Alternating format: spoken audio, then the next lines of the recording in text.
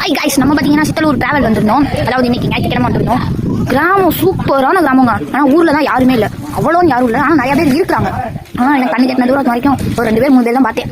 மற்றபடி வீடு எல்லாமே பூட்டி எரிஞ்சு தான் கிடந்துச்சு. நான் அந்த வீடெல்லாம் காட்டுறேன். அதே மாதிரி முக்கியமான விஷயம், நாங்கள் சாமி கும்பிட போயிருந்தப்போ பார்த்தீங்கன்னா ஒரு கோயிலில் பார்த்தீங்கன்னா சிவன் பார்த்தீங்கன்னா கீழே எல்லாரும் ஒரு பிள்ளையாரு ஒரு இது இருப்பார். நான் அதை பார்த்தீங்கன்னா உங்களுக்கு போஸ்ட்டாக போட்டுருப்பேன். அதை நீங்கள் போய் பார்த்தீங்கன்னா உங்களுக்கு தெரியும். அந்த சிவன் பார்த்தீங்கன்னாப்புல அந்த எப்படி சொல்கிறது, அந்த ஆற்றுக்குள்ளேருந்து எடுத்தாங்களாம். அந்த ஆற்றுக்குள்ளே எடுத்தாங்களாம். அதே மாதிரி சித்தலூர்னு எதுக்கு பேர் வந்துச்சுன்னா, சித்தர்கள் வாழ்ந்ததுனால தான் அந்த ஊருக்கு சித்தலூர்னு பேர் வந்துச்சான். சரி வாங்க, நான் அந்த வீடுகள்லாம் காட்டுறேன். அப்படியே சிவன் தான் மறக்காம நான் போட்டுக்க போஸ்ட்டில் போய் பார்த்துருக்கேன். காட்டுறேன் பாருங்க.